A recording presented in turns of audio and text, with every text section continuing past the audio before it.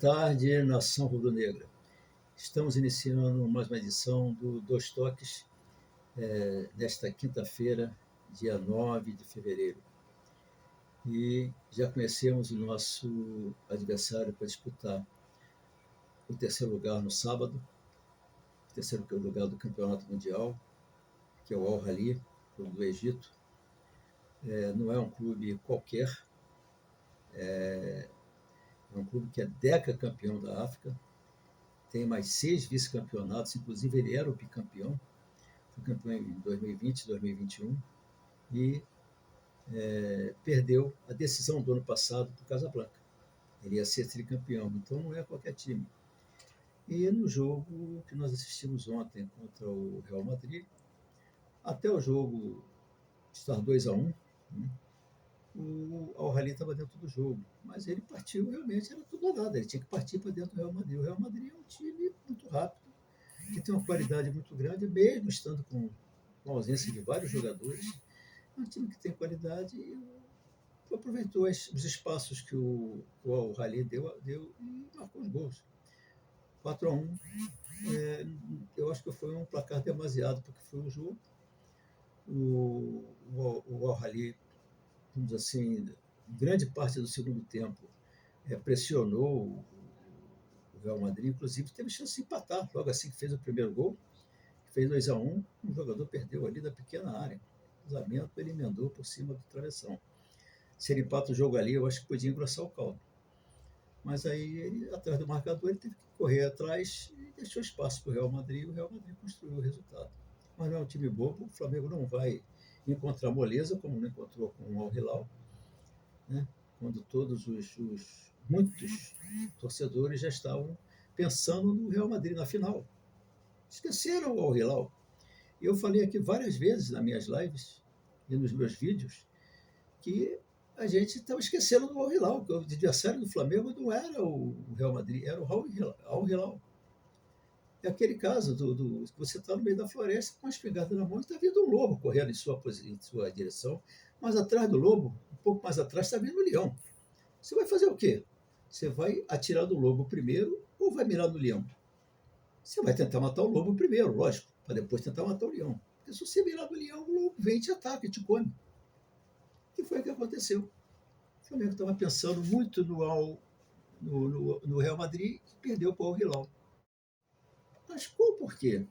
Qual o maior culpado do time ter chegado para disputar 2 competições importantes, a Supercopa e o Campeonato Mundial, num estado não muito bom, um estado que eu diria razoável ainda, tanto tática, quanto técnica, quanto fisicamente, né? E já são 40 dias de preparação. Já era para esse time estar melhor fisicamente, mas o que aconteceu? Aconteceram vários erros. Não vamos tirar a culpa do técnico nem dos jogadores. Eles têm uma culpa nisso daí. O Vitor Pereira, eu acho que ele deixou mal no time, mas a gente não pode chegar e querer trocar o técnico, porque o grande culpado disso tudo, e não tirar as culpas também dos jogadores, os jogadores também têm sua dose de culpa, porque o Flamengo não tem entrado com aquele espírito de decisão que a gente espere que o time entre. Eu não estou vendo esse espírito de decisão, essa vontade de ganhar do time do Flamengo. Entendeu? Você viu o Al Hilal com muito mais disposição. Melhor fisicamente que o Flamengo, um time que tinha jogado uma prorrogação há 3 dias atrás. Correu mais do que o Flamengo.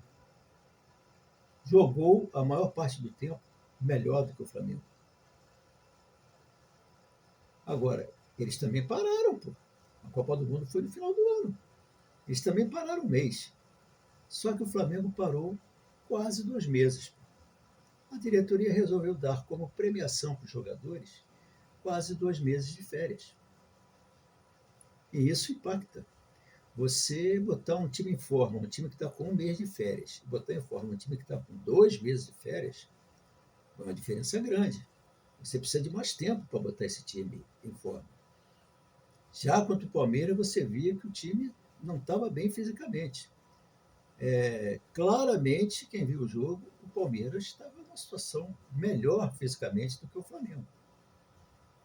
O Flamengo, no segundo tempo, contra o Palmeiras, já não estava rendendo fisicamente, estava rendendo muito mal. Então, eu acho que foi um dos erros de planejamento do Flamengo ter dado quase 60 dias de férias para os jogadores que fizeram seu último jogo dia 30 de outubro, que foi quando o Flamengo ganhou a Libertadores. E quando o Flamengo ganhou a Libertadores, ele já sabia que teria duas competições importantes, que era o campeonato, que era a Supercopa, o Campeonato Mundial e a Recopa. Então ele se credenciou a esses dois, ao Campeonato Mundial e a Recopa, ao ganhar a Libertadores. Então o planejamento tinha que começar ali. Então ele já tinha que chegar com os jogadores e dizer, olha, vocês vão entrar de férias a partir de hoje e vocês vão se representar no começo de dezembro, para começar a preparação física. Aí alguém estava dizendo, porra, mas não tinha preparador. Mas não tinha, porra, o Mário Monteiro estava disponível, porra. Era só chamar o Mário Monteiro e dizer, Mário Monteiro, a gente precisa que você comece a trabalhar no começo de dezembro. Traz aí a sua equipe de preparadores físicos, mais um ou dois que você precise, para a gente iniciar a preparação física dos jogadores no começo de dezembro. E o Mário Monteiro viria. E os jogadores que jogaram o Campeonato Brasileiro, que jogaram o último jogo dia 13, voltariam dia 13. Então, veja bem, quando o Vitor Pereira chegasse aqui dia 2 de janeiro, ele já encontraria o time com um mês de preparação física e a outra metade do time já com 15 dias de preparação física. Então, ele já encontraria o time num estágio físico muito melhor, ele tinha que se preocupar mais com a parte tática. E ele teve que se preocupar com a parte física também, inclusive escalar o time de acordo com o estado físico de cada jogador. Então, foi uma tremenda falha de planejamento. Mais uma grande falha de planejamento desta diretoria, que eu continuo dizendo que é uma diretoria amadora, que chegou no limite de competência dela. Com essa diretoria, o Flamengo não passa do patamar que está. O Flamengo vai estacionar no patamar que está. Essa diretoria atingiu o nível de competência dela e não vai subir o patamar do Flamengo. E os outros times vão chegar, e se o Flamengo não tomar cuidado, vão ultrapassar o Flamengo. Então, quem é o grande responsável por isso? É o Marcos Braz. Não, não é o Marcos Braz. O grande responsável por isso chama-se Rodolfo Landim, que é o presidente do Flamengo. E eu me lembro como se fosse hoje uma entrevista que ele deu no período pré-eleitoral, em 2018, onde ele falou o seguinte: o mandatário máximo de uma organização, ele delega autonomia, mas não delega responsabilidade. A responsabilidade é do mandatário maior, que no caso do Flamengo é o presidente. E ele falou que não ia se omitir, que a responsabilidade do futuro e das ações do Flamengo seria dele. E ele está sendo um dos presidentes mais omissos da história do Flamengo. E olha que eu vivo a história do Flamengo há muitos anos, há quase 50 anos que eu vivo. Hoje já não vou tanto ao Flamengo como ia alguns anos atrás. Mas ainda acompanho, tenho muitos amigos lá, tenho algumas informações, e quando tenho algumas informações mais privilegiadas, eu trago aqui e passo para vocês. Mas o grande responsável é o Landim, porque não é possível que ele não esteja vendo que precisa de uma intervenção nesse departamento de futebol. Ele não precisa mandar o Marcos Braz embora, mas ele tem que chamar o Marcos Braz para um papo e dizer: Marcos Braz, você agora vai ser o vice-presidente de futebol, que é um cargo não remunerado, é um cargo mais político.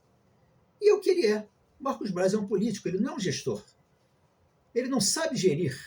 Ele acha que gerir é se dar bem com os jogadores, é bater nas costas do jogador, tratar o jogador com intimidade. Isso não é gerir, pô. Isso não é profissional.